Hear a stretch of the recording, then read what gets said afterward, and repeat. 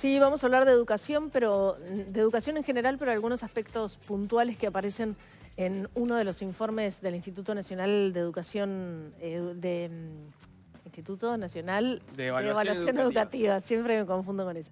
Los niveles de aceptación de los adolescentes hacia la diversidad y hacia la igualdad de género bajaron entre 2018 y 2022. Según este estudio dado a conocer a fines del mes pasado por el Instituto, los alumnos de tercer año de educación secundaria vienen evolucionando hacia opiniones más conservadoras que las que tenían en el 2018. Esto se da especialmente entre los varones. Bueno, para profundizar en este informe, que es mucho más amplio y abarca otros temas educativos, pero esta es una especie de novedad de los últimos años. Bueno, vamos a hablar con Martín Pasturino, presidente del Consejo Directivo del Instituto Nacional de Evaluación Educativa. Muchísimas gracias por estar con nosotros. Gracias a ustedes, Muy buenos amable. días. Bienvenido. Bienvenida, buenos días. En general, cuando hablamos de los informes aristas que se hacen cada 3 años aproximadamente, nos basamos en los números, ¿no?, de lo que saben los alumnos, cuánto avanzan, cuánto no, cuánto se egresan, en fin. En este caso estamos hablando sobre cuestiones más de carácter personal, que tiene que ver con cómo evalúan ellos las diferencias, lo que tienen que hacer o no las mujeres. Hay preguntas muy específicas sobre la diversidad, la equidad de género. ¿Por qué se puso el foco ahí? ¿Estaban viendo ya que algo estaba cambiando? Bueno, sí, para poner contexto en el asunto sería lo siguiente. Arista se hace cada 3 años, se hace una muestra, en este caso es la muestra de 9º grado, o sea, tercero de ciclo básico. En ese nivel hay cerca de 45.000 alumnos, tanto en público como privado. La muestra abarca todo, es una muestra representativa y lo central, el core del asunto de esta evaluación es matemática y lengua. Vamos a extender después a pensamiento computacional, ciencias, etcétera, pero lo central es eso. Pero aparte de eso, se hace una serie de preguntas a padres, directores y alumnos que arman un contexto mucho más amplio que toca cuestiones, además del desempeño en lengua y matemática, cuestiones de habilidades socioemocionales, temas de consumo de droga, contexto familiar, entorno escolar, convivencia, participación, oportunidades de aprendizaje y derechos humanos. Y esta hace foco en el tema de derechos humanos, especialmente en los temas de lo que tiene que ver con inclusión y diversidad y el tema de género. Entonces, este informe hace eso. Normalmente, el INED hace aproximadamente unos entre 14 y 16 informes anuales que toman las evaluaciones aristas y desagregan todo para ver qué factores inciden en el tema de los aprendizajes. Entonces se ve contexto barrial, con el propio centro educativo, las interacciones dentro del centro educativo. Todas esas son dimensiones que hacen a una visión demoscópica, como dicen los españoles, que es ver qué piensan los actores acerca de este problema. ¿Por qué es importante esto? Por una razón básica. En las políticas públicas uno tiene certezas de algunas acciones que nos llevan a mejora de los aprendizajes. Pero eso descansa sobre las percepciones de los actores. Entonces las percepciones de los actores son importantes, conocerlas para el diseño de políticas públicas, en este caso políticas educativas. Así que eso es absolutamente necesario. Por eso es que se hacen estos informes de esos 9 dimensiones, donde estamos poniendo foco exclusivamente en una parte que tiene que ver con los derechos humanos. Ahí está, y ahí algunas de las cosas que se señalan es que el descenso es generalizado, salvo en estudiantes de contextos socioeconómicos muy favorables, ahí no se ve tanto, pero que además, las mujeres, por dar información en general, las mujeres presentan actitudes más igualitarias que los varones, los estudiantes más jóvenes son más abiertos que los que son un poco más grandes, que las conductas de agresividad e impulsividad aumentan y se vinculan negativamente con cuestiones igualitarias. Hay como un montón de puntos en los que cuando uno piensa que se está evolucionando, en realidad lo que se ve es este retroceso. ¿Por qué lo identifican? ¿Qué es lo que pasa que esto está sucediendo ahora? Bueno, Uno de los temas centrales que ha pasado en las evaluaciones internacionales es que se ha visto que estos temas de derechos humanos e incluso los temas que tienen que ver con oportunidades de aprendizaje y convivencia han decaído a lo largo del tiempo, especialmente si uno mide antes y después de la pandemia. Eso ha sido un corte bastante importante, eso se ve en PISA, por ejemplo, entre 2003 y la última, 2022, que ha caído, y ha caído también todo lo que tiene que ver con las relaciones internas de los centros educativos y el tema de los usos de la tecnología, en algunos específicamente celulares y redes sociales. Eso se ha visto, se ha estudiado y por lo tanto es necesario avanzar en esto. En este caso, el hallazgo es justamente ese, que increíblemente en sectores desfavorecidos se da una caída notoria de lo que tiene que ver con la apertura hacia la diversidad y la igualdad de género. También en los varones. Esto no es que haya cambiado, sino que se mantiene durante el tiempo ante preguntas claves como, por ejemplo, si personas de diferentes orígenes étnicos, raciales pueden ir al mismo centro. Entonces, hay diferencias entre hombres y mujeres. En el caso de las mujeres hay mucho más apertura, en el caso de los hombres no. Pero también cosas mucho más fuertes, como por ejemplo, los varones son mejores líderes políticos que las mujeres. Ahí es enorme lo que piensan las mujeres sobre eso. Ahí es muy fuerte. Y esto es un tema estructural de la sociedad que, bueno, todas las movilizaciones que se han venido dando en sentido de la igualdad de género se notan acá desde el inicio, desde la educación, que presentan esos problemas. Y usted decía que estas cuestiones tienen que ver o influyen en los modos de aprendizaje. Sí, naturalmente. Cuando se produce discriminación hacia, por ejemplo, personas con discapacidad, o incluso en temas de género, cuando uno hace la pregunta, las mujeres son las que tienen que ocuparse de limpiar y cocinar. Y eso está tan prendido socialmente que, bueno, aparece ahí.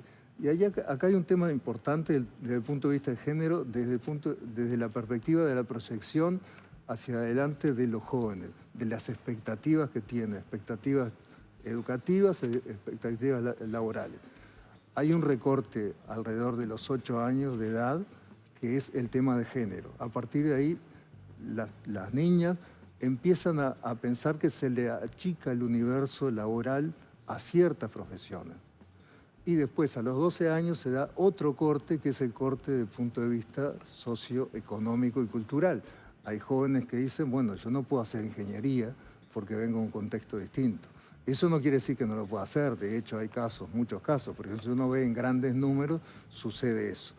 Entonces, estas investigaciones son importantes para eso. ¿Y por qué son importantes? Porque hay que conceptualizar fenómenos de este tipo para poder medirlos. Y si uno no los mide, no puede mejorarlos.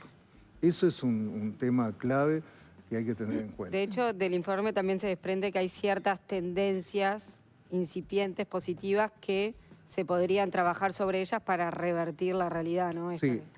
¿Cuáles son esas tendencias positivas? Bueno, las tendencias tienen que ver con reversiones de este tipo a nivel de... Micro. A nivel más micro. A nivel más micro, pero es importante saber que ya la ANEP tiene dispositivos que tienen que ver con esto, con derechos humanos, tiene una gerencia, una dirección que trabaja estos temas, sobre todo en temas que tienen que ver con derechos humanos, participación y convivencia, que son temas absolutamente clave. Recién se hizo hace unas semanas se hizo una reunión sobre esto que abarca todo el subsistema y que me parece que es muy importante. ¿Y a qué se le atribuye, por ejemplo, que las mujeres muestren actitudes de mayor apertura o más inclinadas a la igualdad que los varones? Bueno, esta investigación no nos permite saber cuál es la razón de esto. No se puede ver la causalidad, pero sí se mide qué es lo que está pasando y la evolución en el tiempo, que es muy importante. Claro, ¿y qué hipótesis por lo menos maneja Pastorino a propósito de la evolución que se da o ese, no sé si, retroceso en Bueno, las el percepciones? retroceso se ha visto en distintas investigaciones, no solo las investigaciones en educación, como el caso de PISA o investigaciones de TIMSS, que es otra investigación internacional a nivel de primaria, sino también en otras de tipo social, como Latino Barómetro, por ejemplo. Cuando uno ve estos temas, se ve un retroceso también. O sea, no solo en el caso uruguayo. Y no solo en el caso de educación. Y bueno, es notorio, ¿no? Detrás del ascenso de líderes como Trump, como Bolsonaro, como Milei, están estos argumentos. O sea, a mí me hace preguntarme si se evalúan las políticas que se están haciendo en función de los resultados. ¿Hasta qué punto estos retrocesos no pueden ser efecto de políticas que se siguen? Supuestamente con sentido contrario. De política educativa, ¿no? No, políticas educativas o de género, en fin. Bien. Hay un tema que es clave, que ha venido evolucionando el ingreso al sistema de gente mucho. De jóvenes que antes no estaban y que ingresan al sistema educativo. Eso, el pico de la cobertura de educación tiene un pico que es como una ola que va hasta los 17 años. A partir de ahí empieza a caer. Pero básicamente eso ha venido sucediendo a lo largo de los últimos años. Es decir, el egreso de bachillerato era de 36% en el año 2006 y ahora estamos en 53,2%.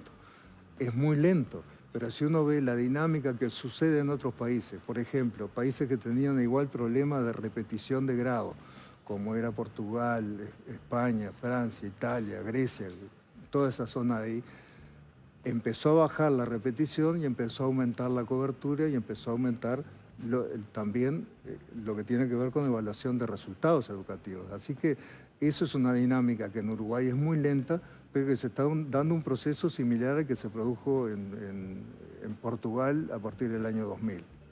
O sea, que lo adjudica al ingreso de más gente al sistema.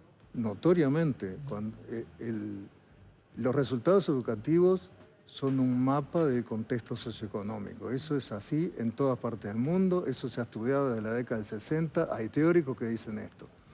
El tema es que hay dos grandes perspectivas, una exógena al sistema educativo, que todo es del contexto, y otra endógena, que es el sistema no recibe como debe recibir. En ese balance es que se da este problema. De todos modos, no sé si estoy malinterpretando la pregunta de Leo, que me parece que no tenía tanto que ver con los resultados educativos, sino con estos otros temas que estábamos tratando, que tienen más que ver con la cuenta mundial de valores, ¿no? Tiene que ver, el Latino Barómetro, sobre todo el último, nos dice acerca de ese fenómeno, ¿no? De la caída de la percepción de la democracia como algo importante. Eso se ha dado, en Uruguay es el que menos tiene, pero se ha dado. Y efectivamente hay toda una reversión a nivel mundial, que lo planteaba Leonardo, que efectivamente es así. Y eso naturalmente repercute hacia abajo, familias, hijos, niños. O sea que el informe en definitiva está presentando una nueva brecha que existe socioeconómica entre los centros que están en contextos más desfavorables frente a los que están en contextos más favorables, en términos de apertura hacia la diversidad. Toma la dimensión derechos humanos. Toma esa dimensión. Pero y también hay otra brecha que sería territorial, porque en el interior entiendo que también hay más resistencia a la apertura. En el interior hay más resistencia. Que en la capital del país. Sí, de género hay más resistencia en los hombres, en el interior que del país, en el sector público que en el sector privado, y en contextos socioeconómicos bajos que en altos. Me gustaría poner algunos ejemplos como para ver bien de lo que estamos hablando y algunas de las conclusiones que llega el estudio. Por ejemplo, en los estudiantes de tercer año que están en desacuerdo o muy en desacuerdo con algunos puntos como que los estudiantes con y sin discapacidad deberían estar en la misma clase, eso crece, o sea, crece la oposición. También crece la oposición a que personas de diferente orientación sexual puedan dar clase.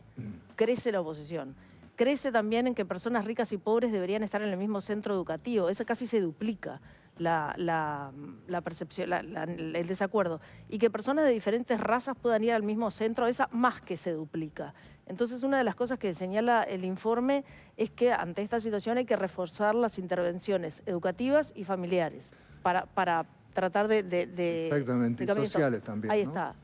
¿De qué manera? O sea, reforzar las intervenciones con los chiquilines como en el aula? El tema que una educación de calidad no es un proyecto solo educativo, sino que es un proyecto de sociedad. Entonces, cuando la sociedad cambia, como está cambiando, y lo decía muy bien a nivel mundial Leonardo, cambia también las relaciones dentro de con la educación y los centros educativos. Entonces, las acciones que se tienen que hacer ahí tienen que ser convergentes de distintos partes del Estado.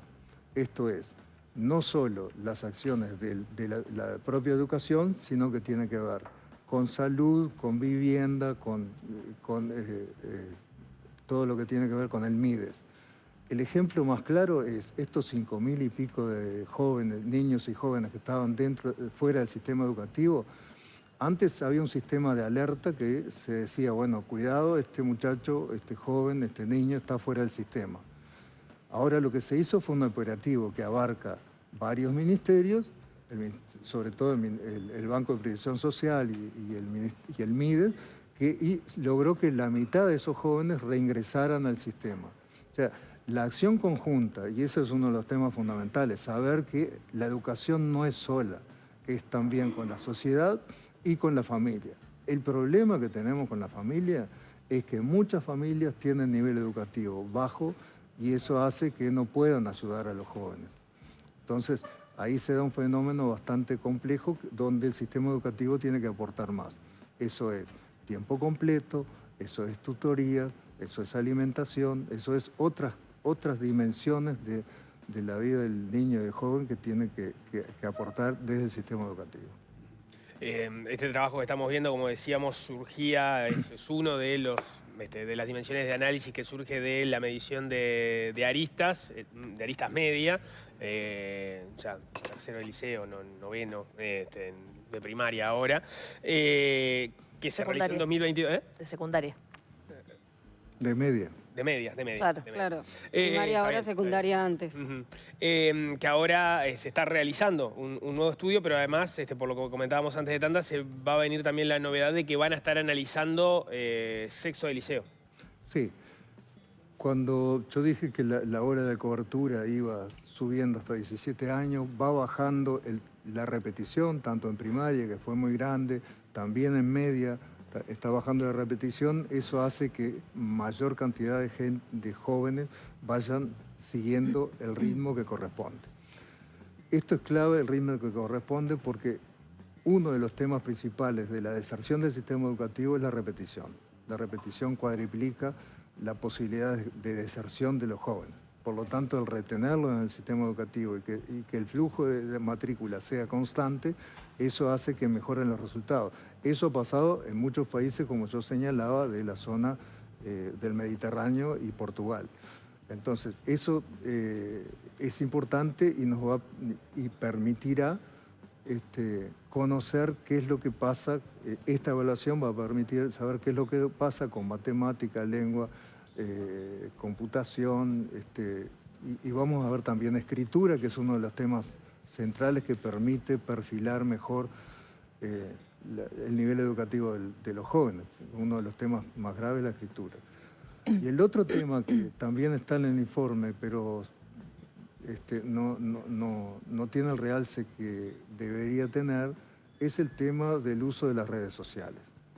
Hay un problema con la participación y la visión de los jóvenes acerca del uso de redes sociales que ha sido conflictivo. Y es un tema que se está estudiando a nivel mundial. Hay muchos centros que están haciendo lo posible por tratar de ver cómo arreglan este tema.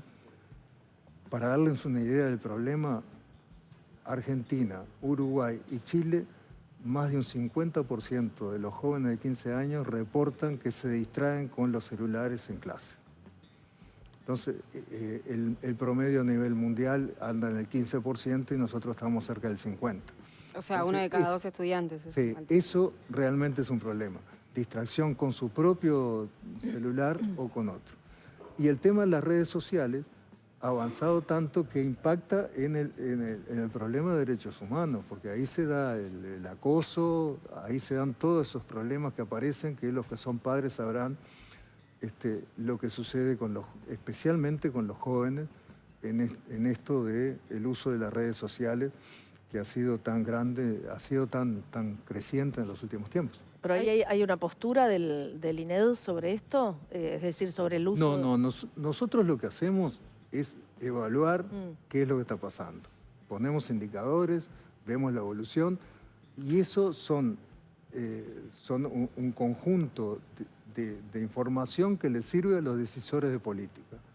De hecho, incluso estamos recibiendo ahora pedidos de investigación sobre este tema de algún colegio privado que está interesado en esto. Nosotros también vendemos servicios, o sea que podemos hacer investigación a nivel de privados. Y no tenía claro eso. El INED puede venderle estudios a centros privados. ¿Lo hace habitualmente? No, estamos comenzando con esa línea.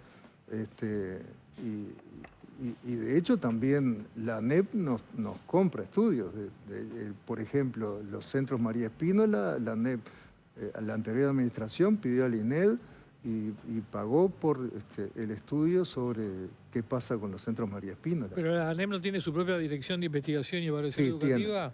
¿No son organismos que se superponen en cierta manera? Bueno, sí, diste en el clavo del asunto. Sí, y lo que estamos haciendo es un sistema de convergencia. Ajá. Es decir, que cada uno de los organismos quede claro cuáles son las cosas que hacen, sabiendo que hay una cosa fundamental de lo que es investigación, que quien ejecuta no puede investigarse a sí mismo. Entonces, ahí es donde entra el INED con sus capacidades de órgano externo al sistema educativo. O sea que la ANEP dejaría de tener su propio sistema. No, lo va a tener. Lo que se va a hacer es convergencia y es ver qué temas toma cada uno de los sectores. Es muy importante que la ANEP tenga su centro de investigación y es muy importante que se evalúe externamente, porque una de las investigaciones que tenemos que hacer para los informes que hacemos cada 2 años es todo lo que tiene que ver con no solo evaluación de conocimiento de los alumnos, sino también de si se llega o no a las metas que se propuso cada uno de los subsistemas. ¿Y hoy se están duplicando funciones? Por ejemplo, las pruebas PISA y las aristas, ¿no se pisan también? No, porque la prueba PISA es una prueba internacional que viene ya dado todo, es por competencias, y las pruebas aristas es por contenidos y es nacional. Tenemos pruebas internacionales que llegan acá, que es PISA, y una regional que es ERCE en primaria. Nosotros lo que hacemos acá es las pruebas nacionales. Hay una tendencia mundial en hacer pruebas nacionales, eso está pasando en todo el mundo, porque las pruebas internacionales nos permiten comparabilidad entre países, pero las pruebas nacionales nos permiten comparabilidad dentro de los países. El caso de Brasil con cada uno de los estados, el caso de Argentina con cada una de las subregiones, y Chile también. Entonces, esas pruebas además están más adecuadas a lo que es la idiosincrasia de cada uno de los países y permite desgranar mucho más, como son estos resultados que permiten hacer política más certera. Por ejemplo, el tema del sentido de pertenencia, que es uno de los temas centrales que aparecen en educación. Hemos visto caer el tema del sentido de pertenencia, que es cómo se siente el estudiante en el centro educativo. Eso resulta importante, pero no es comparable con otros países. No es comparable, por ejemplo, con países de Asia. Vietnam, China, Macao, todos esos Japón, Corea, todos que hacen esa evaluación, tienen otra visión del sentido de pertenencia. Tanto es así que tienen mucho menos sentido de pertenencia y hay mucho más situación de estrés de los jóvenes ahí. Sin embargo, los resultados educativos son mejores. Bien, estaremos atentos a la próxima investigación. Martín Pasturino, muchísimas gracias por haber venido. Muchas gracias por la invitación. Gracias. Muy amable, Muchas gracias. Ahora, bueno,